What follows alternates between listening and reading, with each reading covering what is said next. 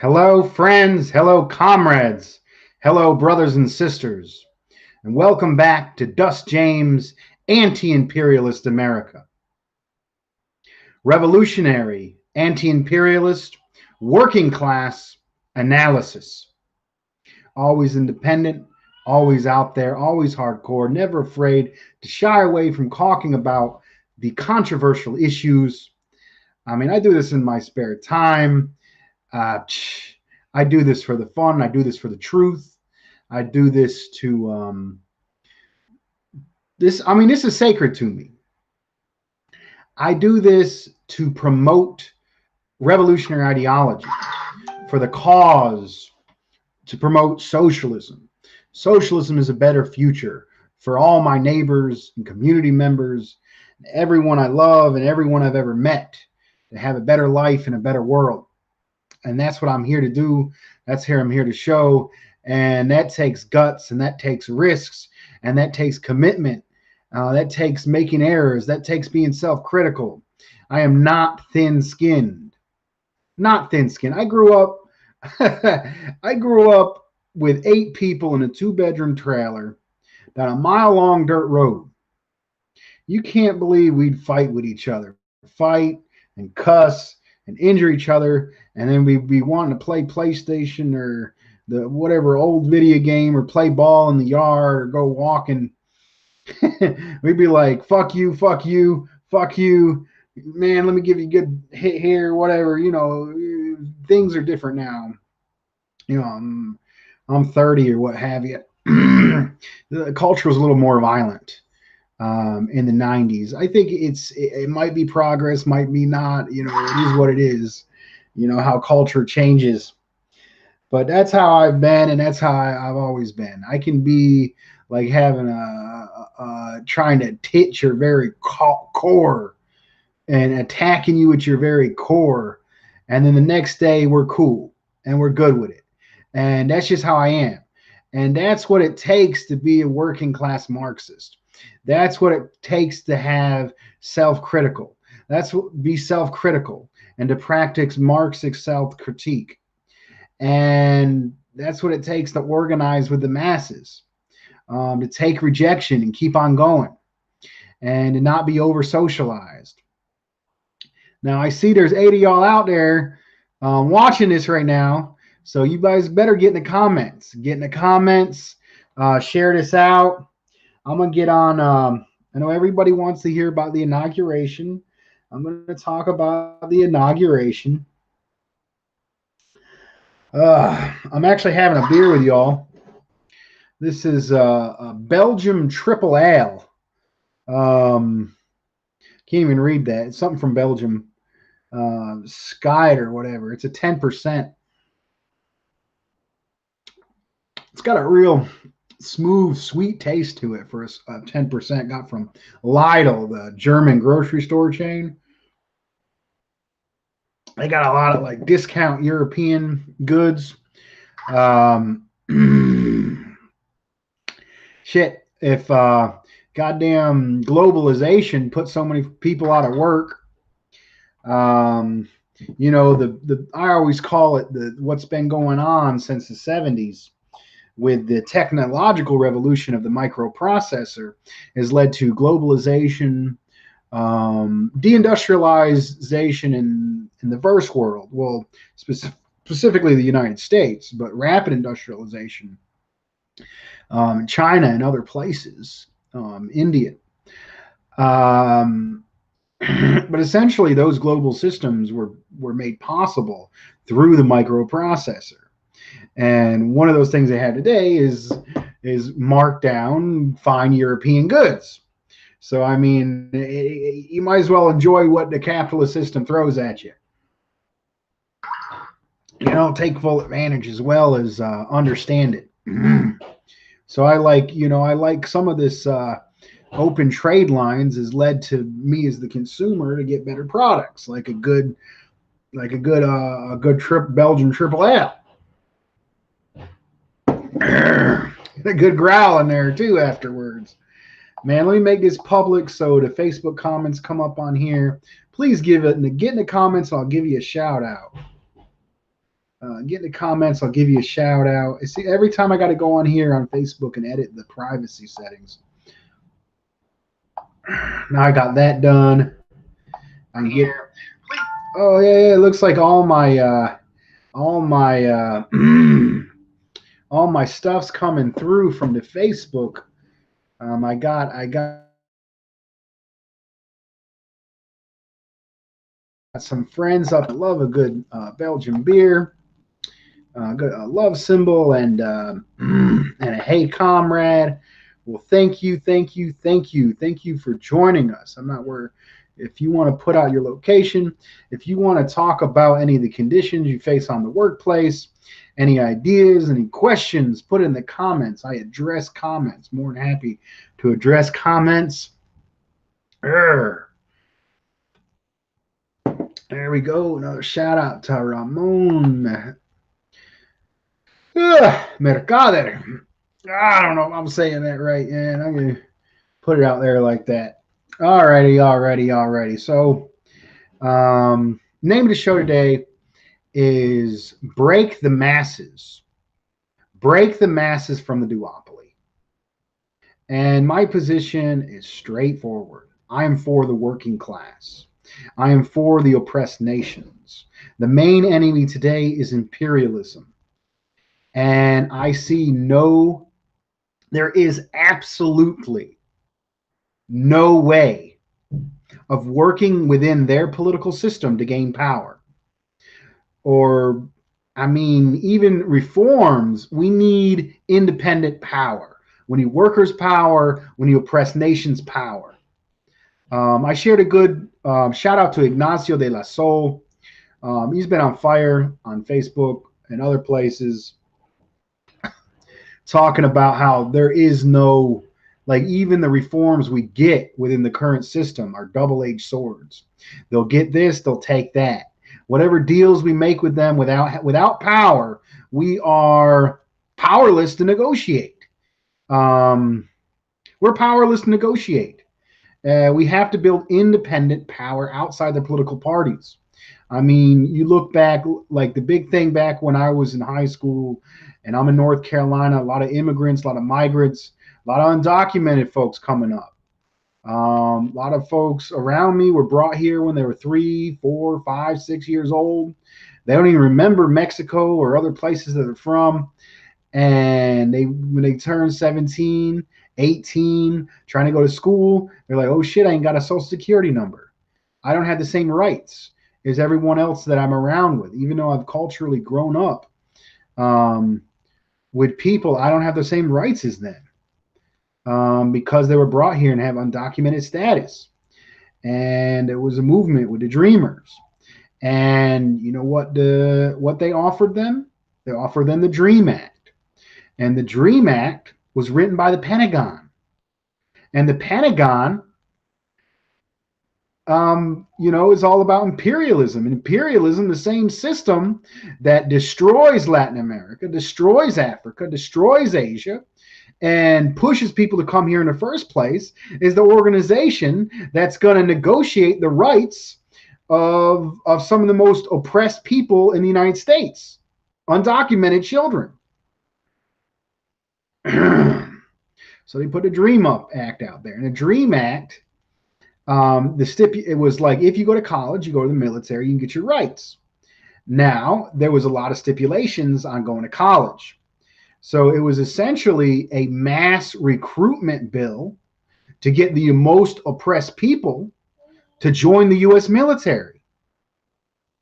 And there was a lot of community members, particularly in the revolutionary Chicano movement, which because of this struggle, has been a huge influence on me.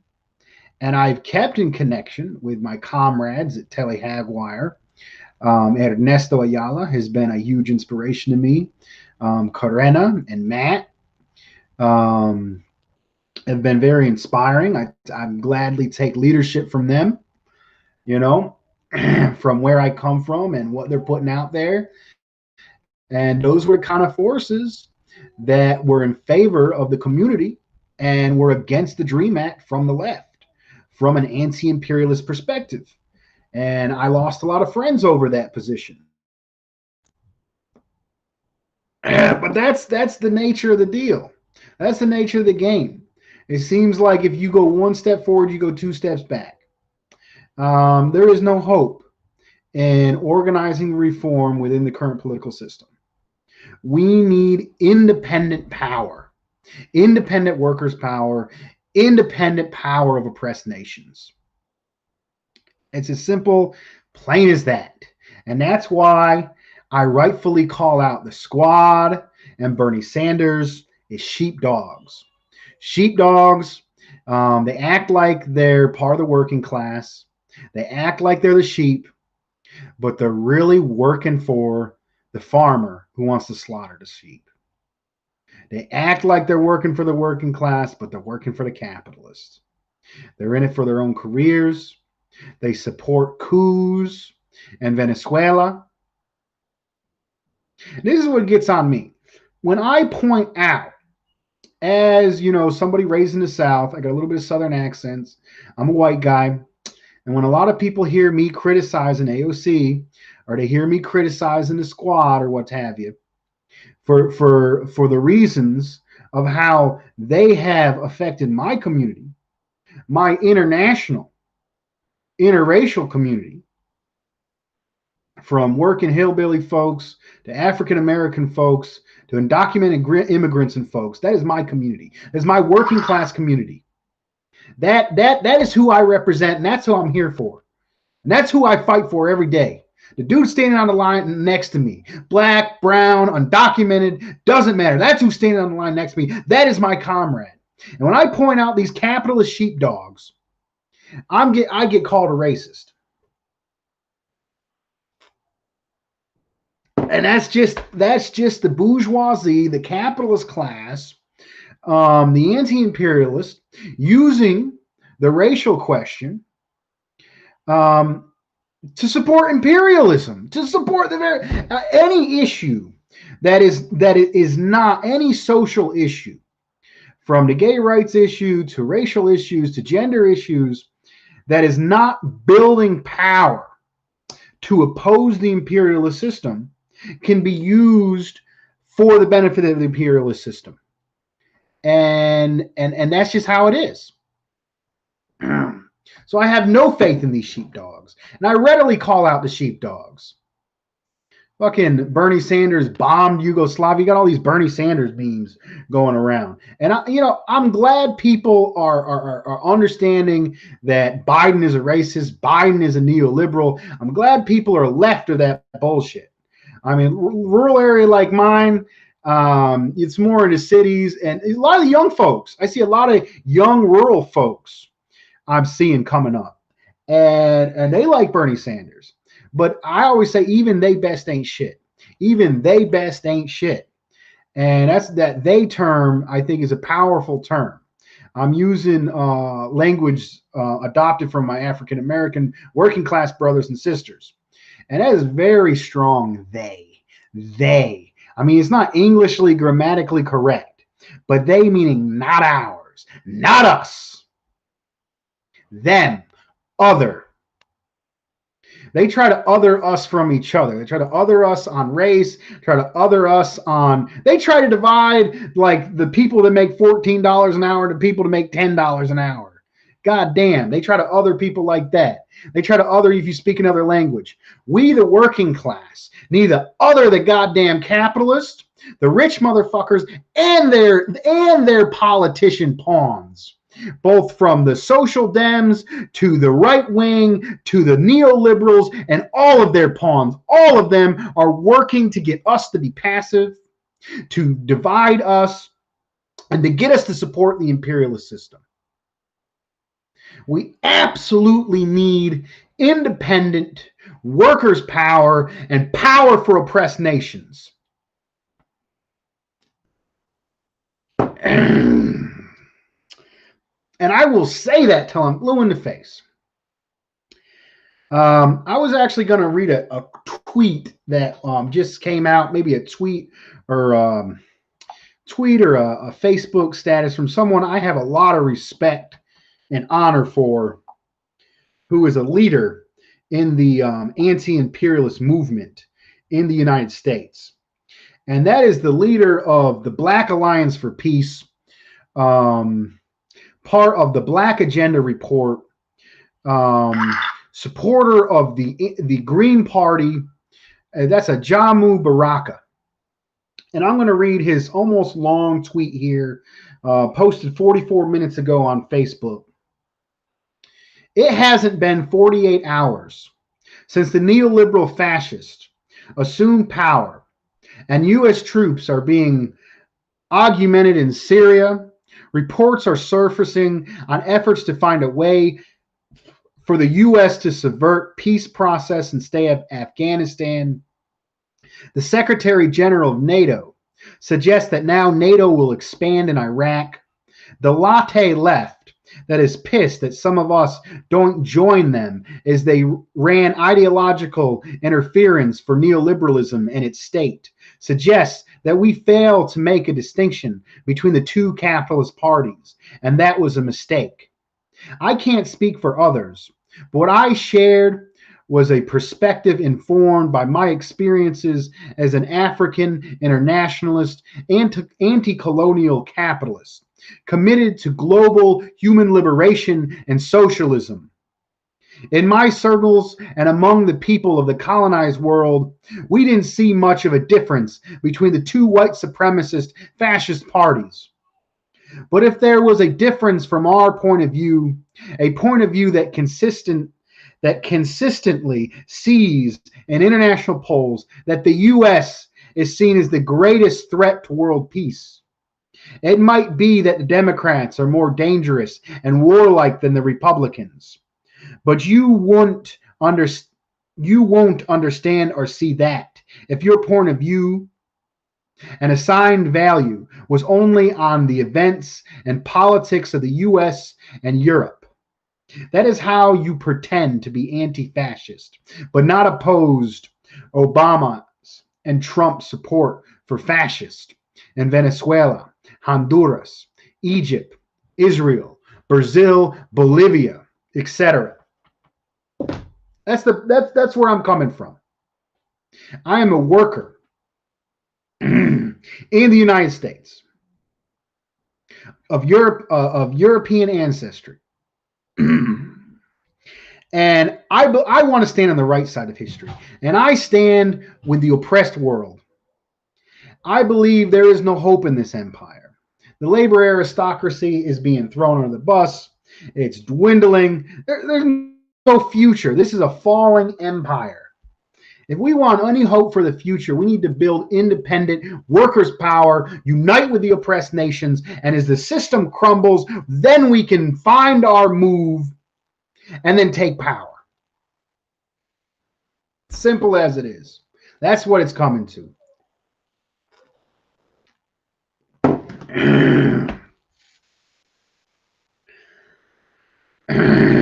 So I guess I'll go through some of the comments here.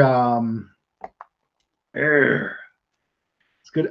Shout out to Quindy. Thank you, Quindy. We'll watch tomorrow. Just came to say hi to a great comrade. Well, thank you. Also a great comrade, Quindy. If you want to subscribe to him on YouTube, he did something I really like. He took a section out of one of my videos and posted it up on his channel. If you like any of the content you see on here, please download it, clip it, edit it, repost it. That's awesome. Shout out to Helen Woolley from Australia. I believe on the 31st, let's see, the 31st of this month. Okay, it's their Sunday. It's my Saturday. Here at I believe at 8 o'clock on the 30th. Not this week, but next week, we're going to be having the comrade Helen Woolley from Australia guest co-host on Working Class Revolt with David Fox. We're looking forward to that. And thank you for joining. And we're looking forward to having that conversation with you next week. David Fox, my co-host from Working Class Revolt, Australian union organizer. Always glad to have him. He builds workers' power. by supporting the union movement, and he uses it as a struggle as a school to teach revolutionary ideology. And he hit me up on YouTube, and he also hit me up on Facebook. That's awesome. Lucas T. Marshall, we haven't arranged that interview yet. We got to get on that interview. I believe comrade from from rural upstate New York. It's always great to have rural comrades. That's Anti-Imperialist America. That's the emphasis of my show. I'm inspired by folks like Jamu Baraka from the Black Agenda Report. And what I'm attempting to do here with Anti-Imperialist America is I want to reach out and show voices from the oppressed community, but I also want to have an emphasis on organizing and getting the viewpoint, the anti-imperialist viewpoint of rural workers. Um, Rural workers, whether regardless of race, um, in places that aren't usually associated with socialism. But I came from that perspective. Other people are coming from that perspective, and how we fit in and how we plug in, and how we talk about that.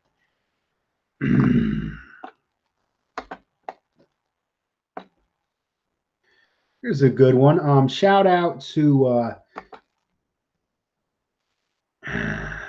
Sean Durante. Hey, Dust. Well, thank you for being here, Sean. We got a good one from Ramon. Would you recommend any good books, documentaries on the Islamic Revolution in Iran? That is a good. That is a good question. That is a good question. I haven't read a lot of books on the subject. I on my position on Iran, I take a lot of leadership from Caleb Maupin, and Caleb Maupin has some good speeches. And he was one of the only, well, he was one of the few people, the few Americans that went to Iran and heard the leader of Iran speak, and that was a profound experience for him. And he's done that. And I've read a lot. I also take a lot of leadership from folks from the Gray Zone, Cindy Sheehan. Um, if you watch Press TV, Iranian television, they can give you a good perspective on the good that's coming out of Iran. I don't have a lot of books to recommend on that, but you can just based off those sources I say, you can see Iran is an anti-imperialist country. The Islamic Revolution was a popular revolution, was a popular anti-imperialist revolution that toppled a U.S. backed dictator, the Shah, and has been a beacon of peace and stability in the region. Iran's been fighting against ISIS, and it's absolutely disgusting that Trump and the U.S. imperialist system outright cold murdered one of the lead fighters against ISIS. I don't want to talk too loud about that. I was shut down from YouTube. I was shut down from Facebook for 30 days from going live, and I had to go live from a sock account to my page. And I've also read an interesting article about a socialist in Iran who critically supports his government against the imperialist system. I think that's the way it got to be. I'm not an ultra. I'm a tanky. Tankies recognize, they don't think that everyone's perfect, but they recognize that Stalin, the Soviet Union, Mao, and the anti-imperialist countries today, Iran, China, are progressing forward. This isn't politics is not where you think of the best system ever. You look at Marx as if it's some kind of religion. It's you analyze the material conditions. Marxism is a basis for action and understanding, and you recognize positive things. And scientific socialism is the the system, the thesis, and then contradictions within that make the antithesis. They struggle against each other and gain a synthesis. And I think that's what's going on in the anti-imperialist bloc.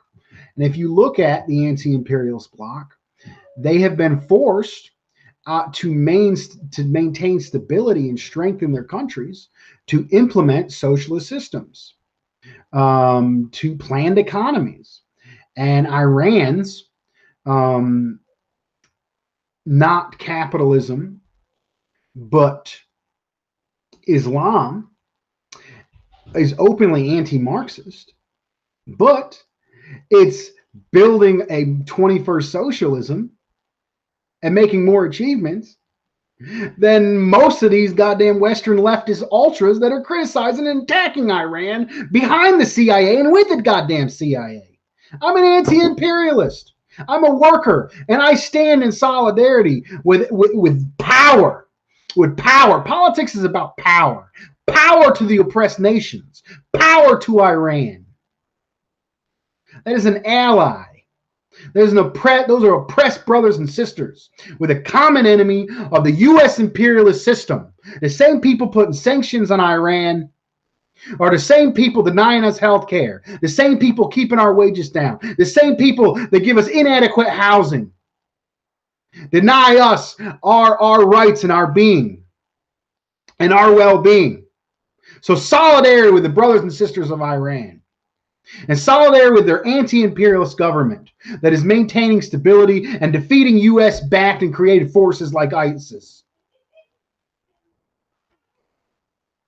So that's all I got to say on that. You're going to get me started about it. I'm pretty passionate about Iran.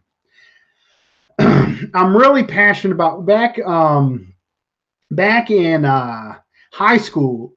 I had my girlfriend was from Mexico, and I was real against the war, and I'm in a military town in the South, and let's just say I didn't exactly fit in with a lot of folks, and I was constantly harassed and followed by the junior ROTCs, the JRTCs, or what have you, and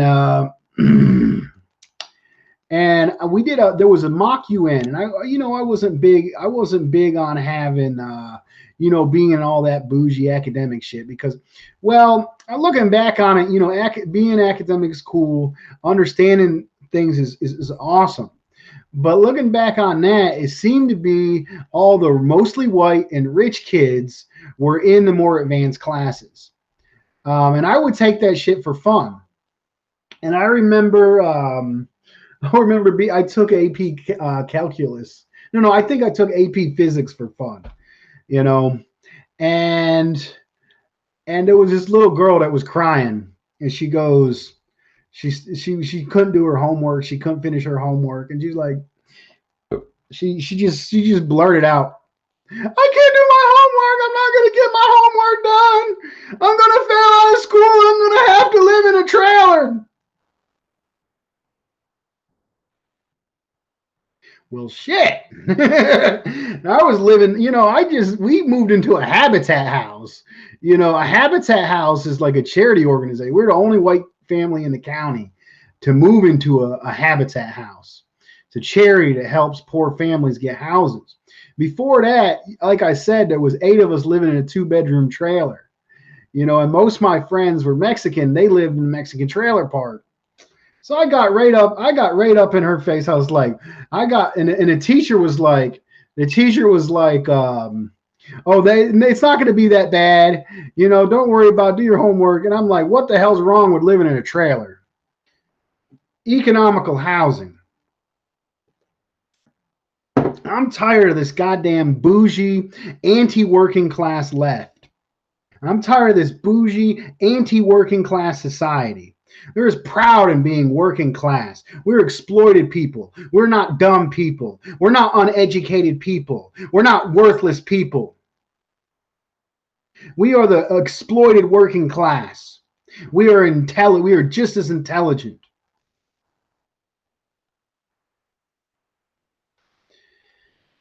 And we're kept out of these bougie circles.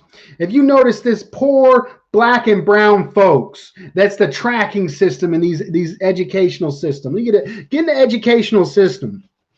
They had a tracking system where Most of the advanced classes was richer and more white students, and the regular class and the remedial, the more poor folks, the more black and brown folks. And it wasn't because they weren't intelligent. It had to do with the hard upbringing, but also that was just another way to perpetuate racial oppression, national, which I prefer to call national oppression and class oppression. So getting back to my story, I didn't really want to associate myself with a lot of more academic folks because that really wasn't my scene. Because I was in with a working class. I was down with my Mexican immigrant brothers and sisters, and but I kind of like that mock UN stuff, so I kind of waited till my last year to do mock UN, and so I did mock UN. And a lot of the working class folks, they got jobs. They don't get involved in after school activities, maybe sports. That's about it. More academic stuff, mock UN, that's more geeky stuff. There's a few working class people here and there, but a lot of these bougie motherfuckers. Anyways, I'll get into it. So I did mock UN my last year as a senior. And I had my two Mexican young women friends were beside me, and we represented Iran. And the reason why I was inspired to represent mock UN in Iran, because I was a little bit religious. I was still a little bit religious at the time, and it was interesting that a Dimajad, I probably ain't saying that right, a Dimajad, which was more of a hardliner Islamist, which is both religious but also a hardline anti-imperialist. And he wrote a letter to Bush because Bush was like so-called a devout Christian. He had a Christian basis. And he wrote from a religious perspective to appealing to the better sentiments of Bush. And I read that in, the newspaper, and I read that article, and it struck an accord with me. A Dimajad, is a strong anti-imperialist leader, and I got a lot of respect for him. I hear that the hardliners are probably going to take back over power in Iran, which, in my understanding, would be a good thing. I mean, they tried to get in with these more moderates, and they did the Iran deal, and the Iran deal was positive. It was trying to open up Iran to the larger economy. My video is blurring up a little bit. Let me get the video back. So they were trying to open up Iran to, the larger economy, which would be good because Iran is isolated. These sanctions are literally killing people. They can't get medical equipment. And with the COVID, it's obvious they're killing people with these sanctions. It's a way to starve them off to change their political leadership. It's terrorism. These sanctions are an act of war and they're terrorism. So that really struck an accord with me. What Abba Jim's dad said, from an Islamic religious standpoint to a Christian religion, some of the better influences from Islam to some of the better influences of Christianity. So I went on into mock UN, and the thing was, and it was an interesting year. This was back 2008. I graduated high school in 2008. And everybody, this was, 9/11 was still fresh in people's minds. The 2001 9/11 happened. They invaded Iraq in 2003, I believe. And 2008, only 5 years after that, there was the Iraq war was fresh. People were getting dissatisfied with it. I'm in a little rural military town. Everybody went up there from their countries. They went up. A lot of people represented the Western. They wanted to represent European countries, Australia, and everybody went up there and they asked for money from the UN for anti-terrorism. or the so-called global war on terrorism. Like, we need this big military carrier for because of terrorism. We need this, that, that, and that. They're all asking for military equipment to oppose terrorism. And I went up. I wore, Islam. I tried to get. It wasn't exactly culturally accurate, but tried to wear what I thought as a as a poor high school student living in North Carolina, what I thought to be, Iran um, traditional dress, and I wore the symbol of the Iranian. I had a headband, and I put the symbol for Allah, which is on the Iranian flag. And I went up there and I said, "These wars do not prevent terrorism, but make poverty and chaos, which creates the conditions for more terrorism." And they know that, and they want terrorism. Like, looking back on that, I was so correct back then. And I remember there was a teacher who was a little bit more on the ball than a lot of the other teachers, and he told everybody to shut up and listen to me. It was a good moment, but it flew over most people's heads, and I was hated. I was hated, in my little town. I was in the marching band. I didn't say the damn. Well, I had a big old bass horn. I played the baritone my last year. It's a big old bass horn, and every time for my last year, I kind of pulled like a Kaepernick before Kaepernick was a thing. Basically, part of the marching band is to play the Star Spangled Banner at the Star Spangled Banner at all the football games Friday night.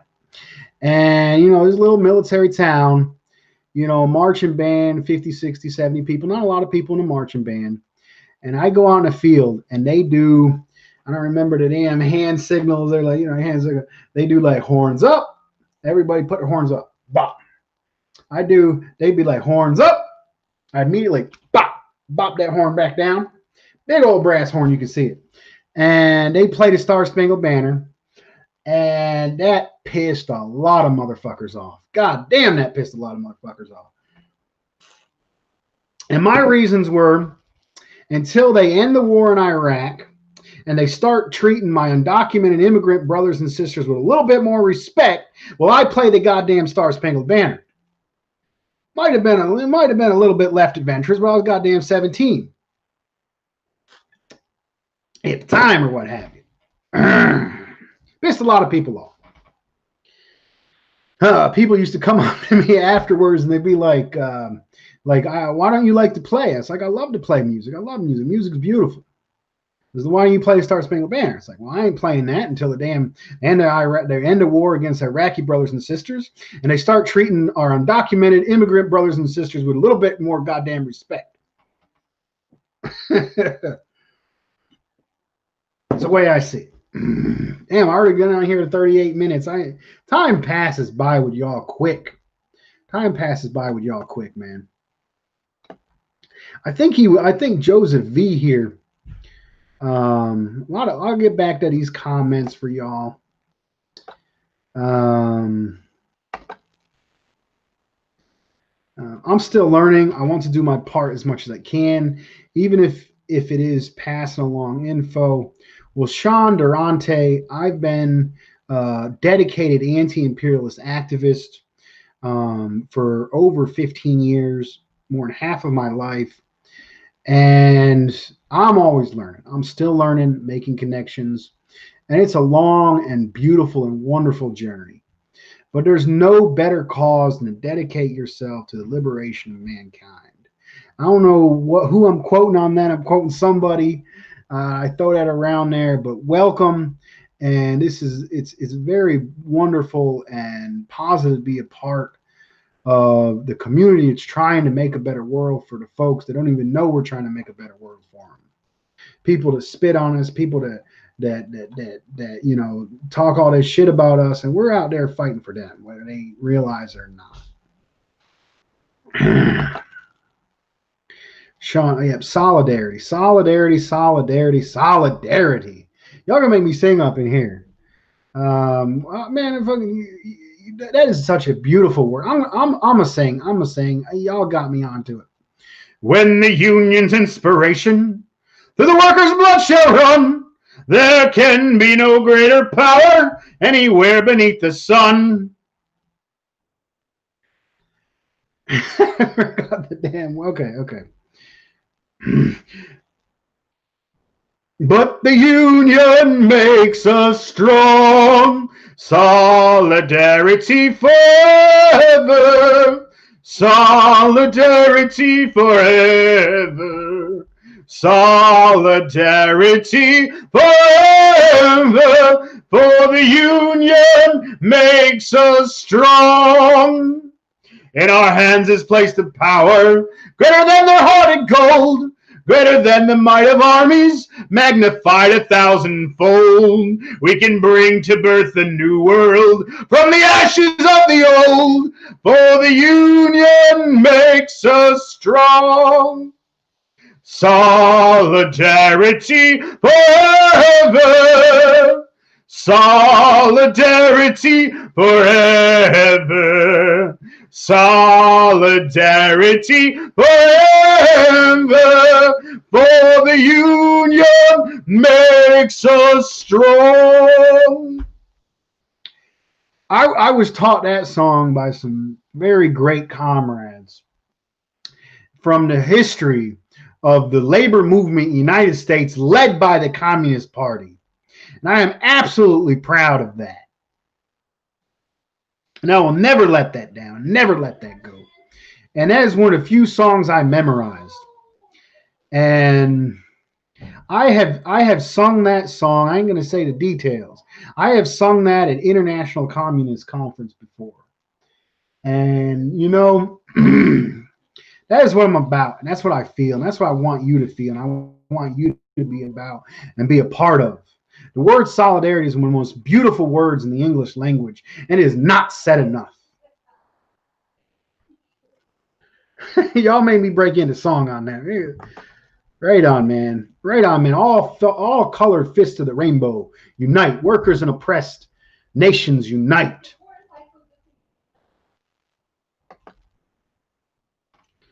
Right on, right on.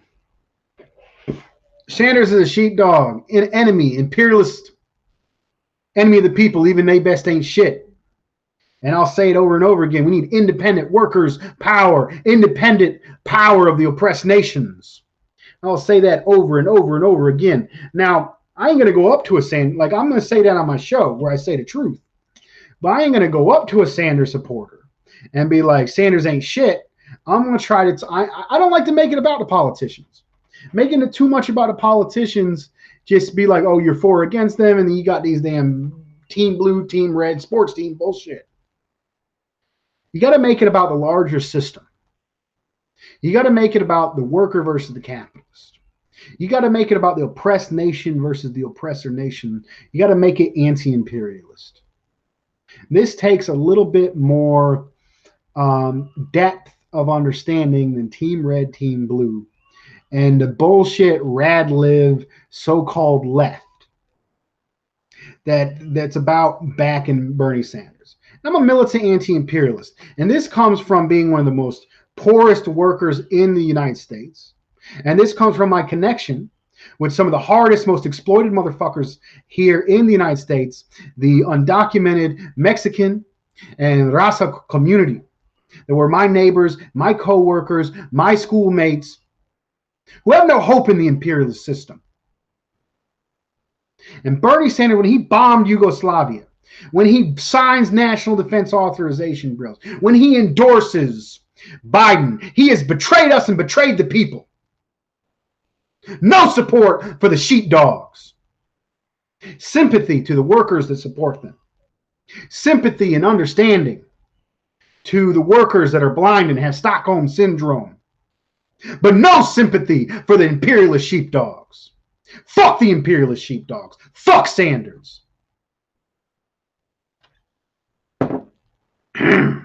That's all I gotta say. God bless Pete. Pete Seeger's all right. I got a big old record collection, and some of my favorite folk musicians. Paul Robeson. Paul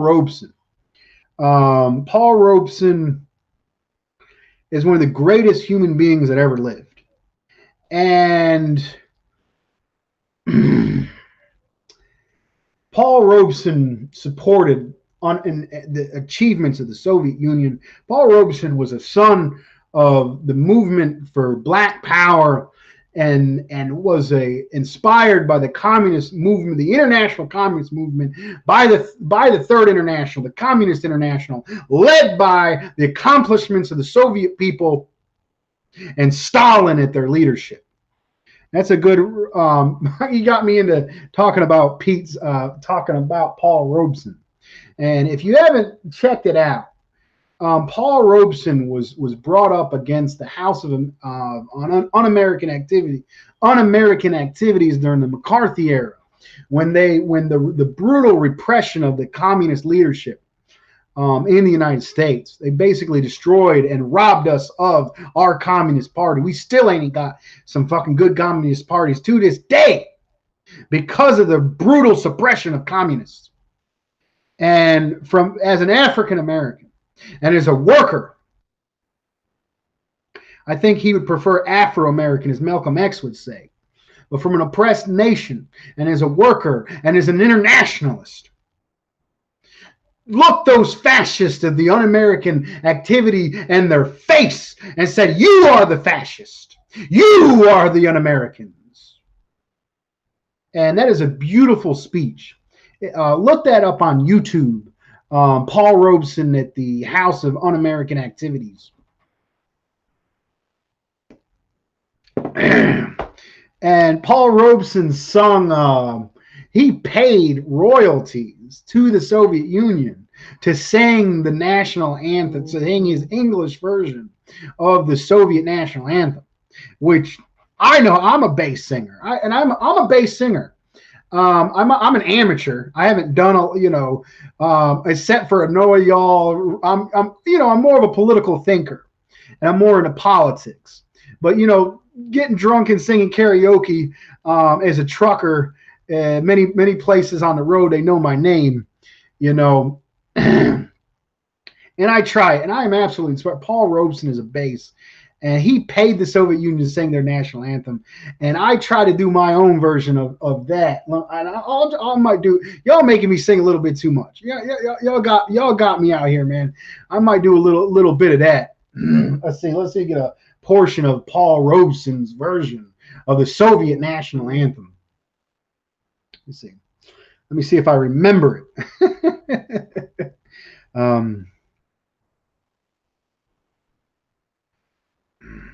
Man, I'm having trouble remembering this stuff, man. I can jump right into just a part of it I remember, and it'll come back to me. I'll get right on that Stalin line. And Stalin, our leader, with faith in the people, inspired us to build up the land that we live.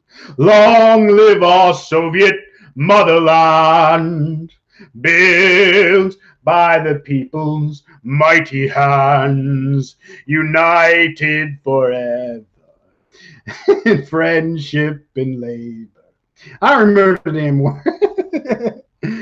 Long live our Soviet motherland, built by the people's mighty hands. Long live a people united and free, strong in our friendship forged by fire. Long may our crimson flag inspire, united forever. No, it's long may our crimson flag inspire. Y'all get the idea. I remember one time I really loved that song. I think it was in college.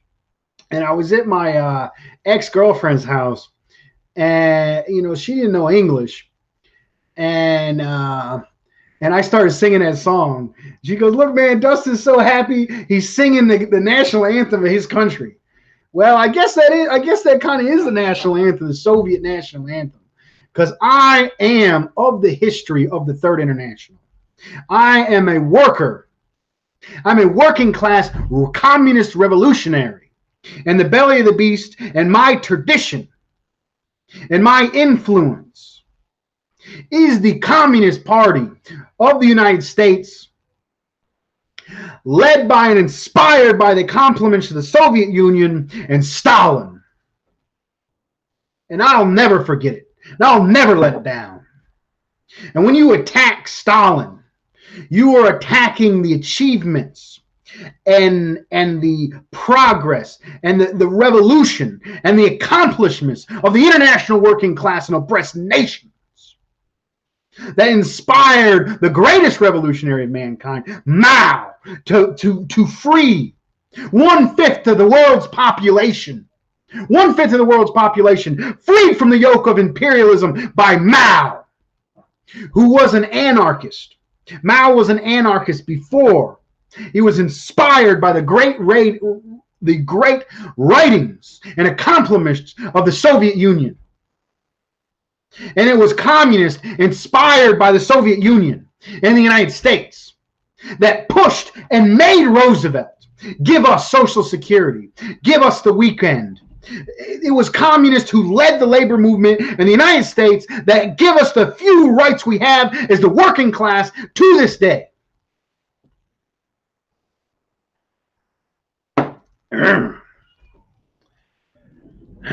So I get pretty passionate about this stuff.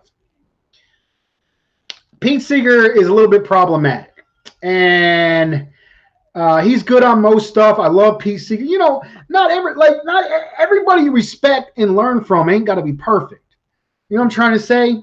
Stalin won't perfect. Mao won't perfect, but they had great accomplishment. Pete Seeger, he's from his time, white dude. And, he ain't exactly perfect. He, kind of condemned Stalin and let Stalin out the drive. But at the same time, I think it was Paul Robeson and Pete Seeger were going to do a concert together.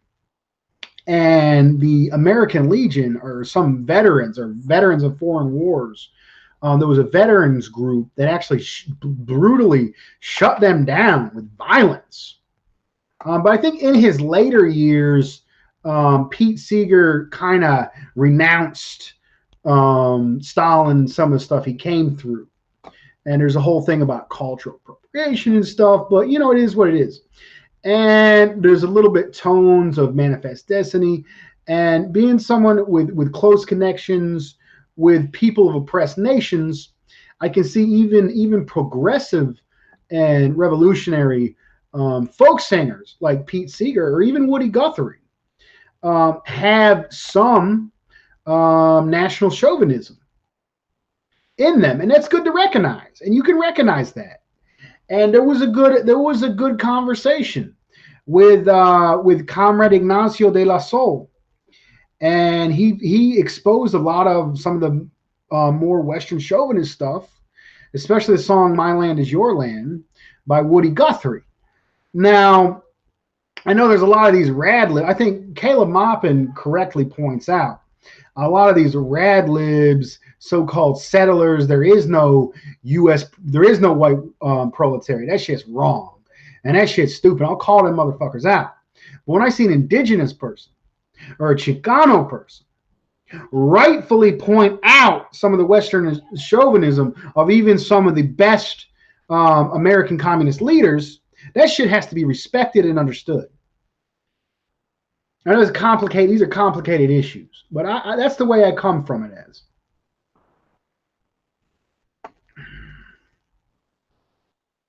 All right, thank you, Helen Woolley. When we interview you next week, I'll let you talk. I'll leave the singing. I'll leave the singing alone. I'm a little more casual tonight. I got a beer in hand. And thank you, Adolfo Anthony. Great comrade. It's great to have you here. Proletarian art from the masses to the masses.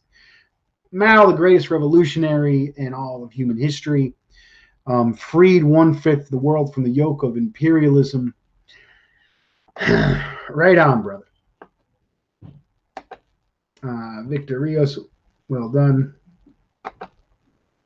Wave the mighty crimson flag of honor and glory. We need a government of action to fight for working families and a strong human race to stand tall in the galaxy. Right on, man. Ace Frank, I feel your vibe. I feel you. Right on. La Internationale belongs to the global proletariat. Government of action to fight for working families is a great slogan. I wholly support the Center for Political Innovation that's trying to develop material to reach the masses of the people, to get out of the protest cage and make real changes for the people and inspire the people to build an anti-imperialist America. Right on, brothers and sisters. Shit, I'm an hour in the show and I ain't even hit my goddamn notes yet. I read the Ajamu quote. I want to talk about sensitivity. So, I mean, when you're on left books, you can say what the fuck you want. You can block whoever you're not. You get out on the street and you start saying, "Oh, Bernie Sanders is an imperialist sheepdog," which is true. Which is true. You get out in the street, people are like, "What? What? You're left of Bernie Sanders? Bernie Sanders is crazy left." But you got to be tactical when you talk to workers, especially when you talk to people of oppressed nations living in the South, and they've been oppressed their whole lives. And you go, and now we got this is the first African American woman. You say Kamala, you call her a pig, you call her this, you call her that. And you're right. She's an absolute enemy of the people. But when you approach people, you approach workers, you approach people of oppressed nations who their whole life have been just bombarded with this Stockholm syndrome propaganda. Might not be the best thing to say. And this is part of the reason why I was so against people making it all about Trump. Making it all I'm going to call out by name the RCP and Bob Avakian for fucking telling people to vote fucking Biden, and then making it all about Trump. Trump has to get out of office now. Trump must get out of office now. Bullshit. The fucking whole damn imperialist system needs to get out of fucking office. And, when you make it all about Trump, you turn it into a red versus blue cultural war, rural worker against urban worker. That's what you turn it into. I mean, people, they develop these brands. This Republican brand, Trumpism is a brand. Democrats are a brand. Kamala Harris is a brand. It's the capitalist society. And people attach identity and emotion into these brands. And then they just come up with whatever talking points to defend that person. And if you start attacking that person, you start attacking them. Same with Trump people, same with Kamala. So I think instead of making it all about Kamala Harris or all about Trump or all about Biden, we should make it all about the material conditions. We should make it all about improving the building workers' power, building power of oppressed nations, doing union work like my comrade David Fox, having these oppressed nation news services like the Black Agenda Report, or my comrades at Telehagwire, doing stuff from there, spreading revolutionary propaganda, dispelling the lies. I think we should do that, and we should focus on the economic issues, focus on the issues that unite people. I think the movement for a People's Party, I think they're a bunch until they stop backing Democratic politicians like Nina Turner. I have no faith in Nina Turner. Nina Turner is another sheepdog to me. I mean, she hasn't shown herself as much as AOC, but I think if she did get into power, she would be another sheepdog. I think she is a current sheepdog. You got a damn movement for a new People's Party that is backing Democratic candidates, and you had Cornel West and fucking Amy Klobuchar and like half of their fucking main speakers, all their main speakers, backing fucking Joe Biden. That's not a new fucking party. Get out of here with that bullshit. Get out of here with that bullshit. Fuck the New People's Party. The New People's Party is just another component of the sheepdog infrastructure to keep us passive and to keep backing these imperialist parties. I support independent workers' power, oppressed nations' power, black power, Chicano power, workers' power. That's what I'm about. I'm a revolutionary. I'm a revolutionary, not the pig. Politicians are the pigs. The police are the pigs. The imperialists are the pigs. All power to the people. I mean, that's what I put out. That's what I say. But I'm talking about sympathy and I'm talking about tactics here. So when you approach the man, when you get out of the movement to the masses of the people, when you get to the masses of the people, we need to talk about. The one thing I talked all that shit about New People's Party to say something good about them. They like to focus on universal health care, housing, raising the minimum wage. If you look at these policies are popular even amongst Republican voters and rural voters. If you look at Florida voted to raise the wage there, but they also voted for Trump. And that's what I'm talking about. Get out of this rural-urban divide. Get away from this red team, blue. Unite the working class. Unite the working class on class issues. Unite oppressed nations on the ways they're being exploited and build real power of the oppressed nations. The oppressed nations have been leading the fight. The workers fight in the belly of the beast. For a long time, we will take leadership from the Chicano community, from the Afro-American community. We will take leadership from them. Take leadership from Ajamu Baraka and others, strong anti-imperialists, leading the way. That's what we need to do. We go to workers. We don't go. I don't think this whole fuck Trump. It's all about fucking Trump is some bullshit. And at the same token, I don't think fuck Kamala, fuck Biden. I say fuck Trump. I say fuck Biden. But I don't think that's exactly the strategy we need. And that's why I was critical of the all against Trump movement. The all out against Trump, Trump must leave bullshit movement. And now I think you got to be a little bit sympathy with people. People have invested their identities in these folks. So if you make it all about the politicians, people are like, they're going to take that identity issue. They're going to, whether it's being a rural person or being an African American or what have you, or being a city intellectual, and they're going to take it and identify with that, and it just brings up all these cultural wars and all this cultural bullshit. When you bring it down the nuts and bolts of the material conditions of oppressed nations or the working class, and you look at how people are being fucked, and you organize, build workers' power, teach revolutionary ideology, and then build the power that's going to take power as the empire falls.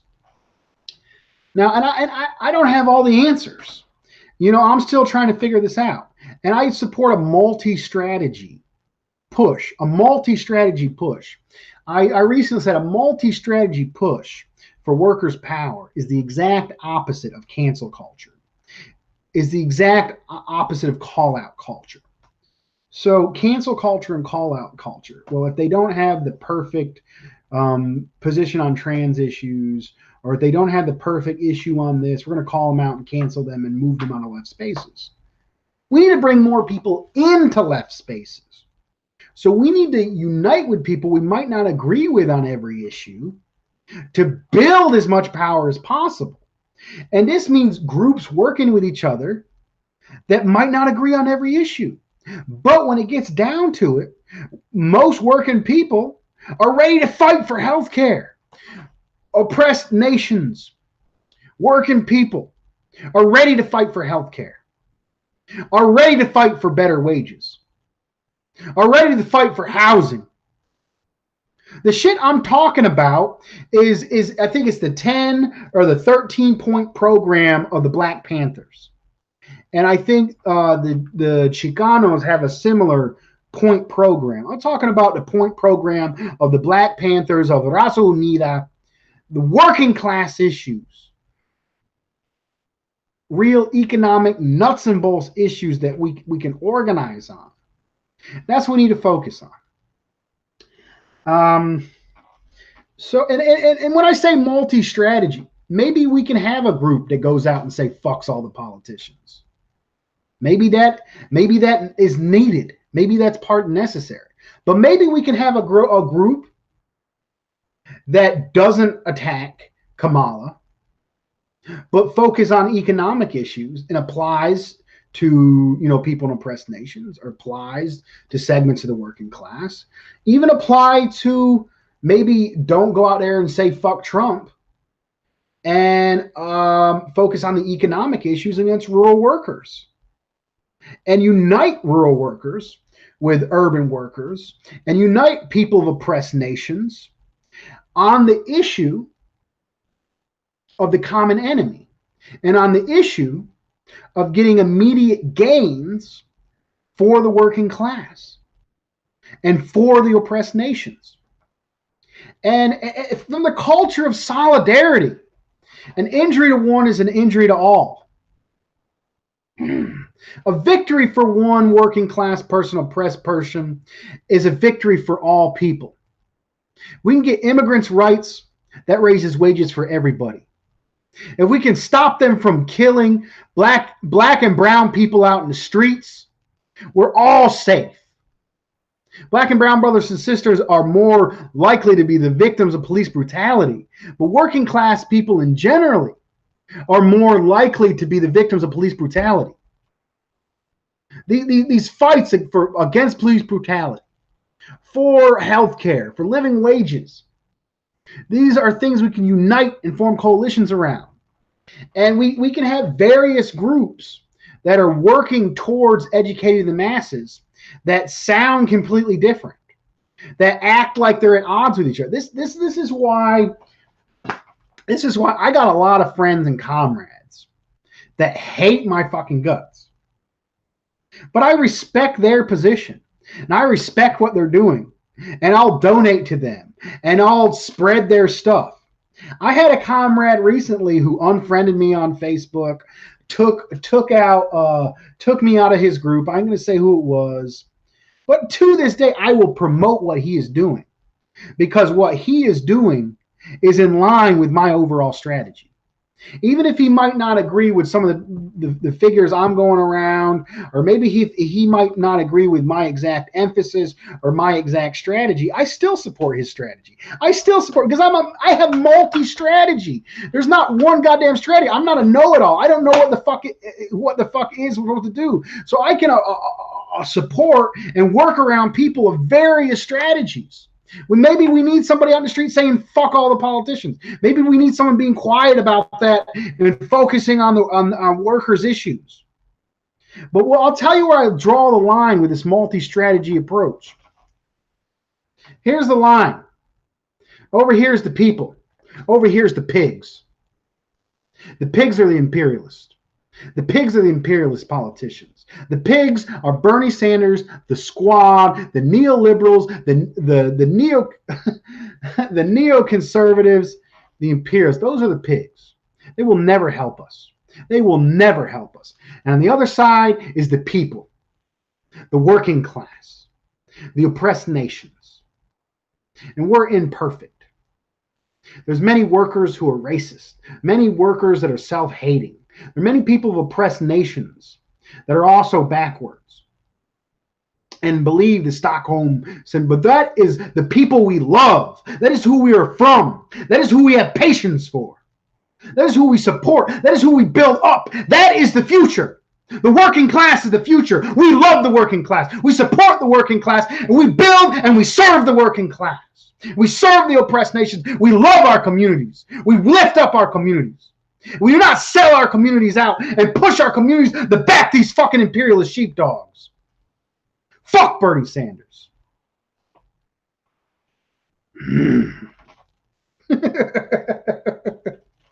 So it's multi-strategy.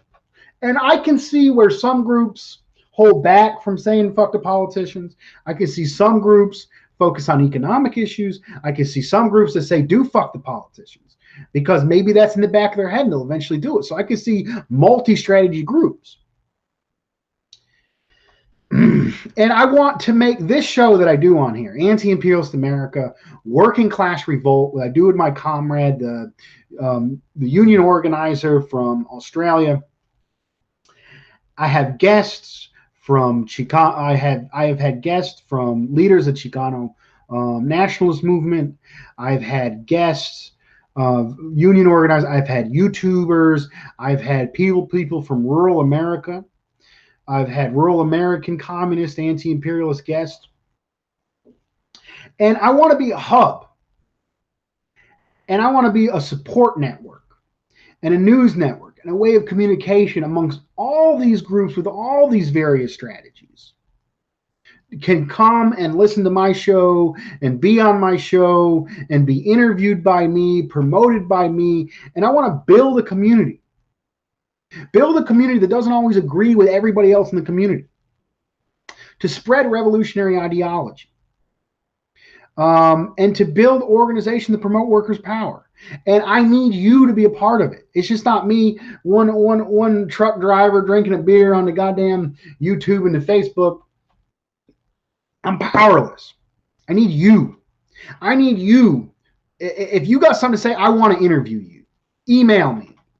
workingclassrevolt@gmail.com. Do an interview with me. Come on my show with David Fox. Start your own YouTube. Write articles. Organize with your community. Talk with your coworkers. Get out there on the ground. Get out there. Get part of an organization. Find something revolutionary. Pay dues to it. That's what we need. I often say collectively invest in a multi-strategy push for workers' power. Collectively invest in a multi-strategy push for workers' power. And these are the conclusions I've come up with being 15 years in the movement. Maybe I've been 20, 30, 40, 50 years in the movement. I'll come up with something else. I'm constantly learning, constantly changing. It's good not to get held back. It's good not to be stagnant. We're not going to take Stalin and implement it in the U.S. We're not going to take Xi and implement it in the U.S. It's going to come from our own contradictions. It's going to come from the cultures and the people that live in the U.S. that we love and support, the working class and oppressed nations, is going to create whatever socialism comes about being and whatever fight for socialism comes about being. And it's inevitable because it's the contradictions in the current society that will create it. That's scientific socialism.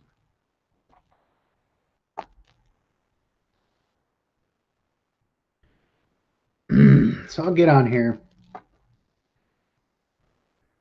That's cool. That's cool. Let me read this here from Coe Lay. I am in the South. And the only way to talk to people about politics here is focus on the worker in the conversation. Fuck the politicians. Fuck the petty bourgeoisie. I work downtown, but people in country want just as much power in their workforce. And that's a good strategy. And I am glad to have Brother Cody Lee on here. Comrade, please stick around. Please communicate with fellow leftists and anti-imperialists in the chat. Make contacts here. If you want to be, if you are doing it, are you involved in activism? Do you want to be interviewed? Give me an email, workingclassrevolt@gmail.com. I'd love to interview you. Get on my Facebook, get on the Facebook conversation, like my page, Dust James Anti-Imperialist America. I'm here for you, brother. I love to support. Thank you. Yeah, Man of Steel says he got to go. Here's an interesting comment from Lucas T. Marshall. The Bernie peeps are a bad group to try to push left. The QAnon Trump peeps are basically impossible. In some ways, Republicans are easier to talk to than the hardcore Dems. It is what it is. I think different voices and we don't all have to talk in one voice. We can support the worker. We can support anti-imperialism. We can support fight for workers' power and support the fight for oppressed nations without having to all sound like each other. We don't all have to fucking sound like each other. We sound different. We're from different communities. We're an international proletariat. We sound different. And each one of our voices can reach somebody that somebody else's voices can't reach. And that's what's necessary. And I say the best people for you to reach out to your own community. You live in a rural area, find what works to talk to other rural workers. You came to anti-imperialism. You came to be a communist. Why did you come to be a communist? There's other people ready to become anti-imperialists, ready to become communists, even in rural areas, in the city, in the countryside, and the oppressed nations that are ready to join the fight for revolution and socialism. And they just hadn't had the right person talking the right way and go up into them, appeal in the right way to push them in that direction. And that can be you. And I know it's the base. It's the base in the superstructure. It's ultimately the base in the worsening economic conditions that push people to revolution. But the superstructure also plays the part. You are the superstructure. Your words are the superstructure. And your words can reach people to become fellow revolutionaries and fellow anti-imperialists.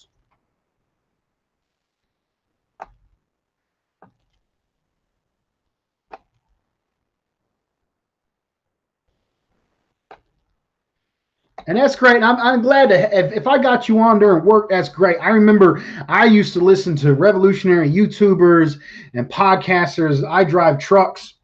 I did over the road. I used to drive 10, 11 hours a day. I recently just switched jobs. I'm going to be doing more rolling products to convenience stores, stuff like that. Doing a lot more with a hand truck and doing a lot less driving. But, I love my time as a worker. Whatever you can do.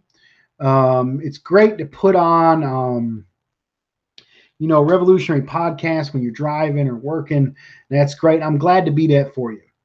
There was a fight in Greensboro or the Union movement back before they had back before they had MP3s and all and CDs or portable cassettes. I'm talking 40s, 50s, 60s, 70s. Maybe they just got the A-track going on. And the union bus drivers would actually demand that the company use their workers' power that they organize to demand that the company would pay somebody to read and to educate them why they drove. And if I can be that for you during your work, I'm more than glad to be it. And if I can be your inspiration in the morning, driving to work or while you're working, I'd love to be that. I'm glad to be a part. I'd love to have your feedback. And thanks for being with me, and thanks for joining me, comrades. All comrades here are welcome. Well, let me see if I got through all my notes. Sensitive, okay, cultural classes. Workers' power, all power of the people. So I've run through my points. I've been on here over an hour. Unless someone has any more significant questions, I think I'm gonna wrap it up. It's been a fun evening with y'all. I'm glad to have everybody out here. And thanks for people that listen to this afterwards. If people want to do me a favor and they want to share this out, I don't care if they see it live or don't see it live. If you're part of a Facebook community, if you got a Twitter, if you got friends or comrades introduce me to them, share my videos out to them. David Fox just came on here. Thank you, comrade. Subscribe to David Fox while you're at it. He got his own YouTube channel. Great perspective, working class perspective from Australia, working class Australia. All you got to do is go on to YouTube and search for working class Australia. You'll find his stuff. What I'm saying is share this out, share this video. If Facebook ain't cool with people, there's a YouTube version on it. If you're on the Facebook, go to YouTube. If you're on the YouTube, make sure you get on the Facebook. And as always, let me just wrap it up right quick. This is what I've come to as the strategy. A multi-strategy push for workers' power, multi-strategy push for the power of oppressed nations. And in the fight for power, better economic conditions, we use these goals as schools, and these struggles and these training guards for the revolution, for the coming day when this power will take over. We can implement socialism, a society based on what we need, a society based on investing in the future, no longer tied to the anarchy, the chaos, and the backwardsness of the capitalist system. Evolve a society, create a better world and a better life for all of humanity. And to do this, we need demand all power of the people, comrades.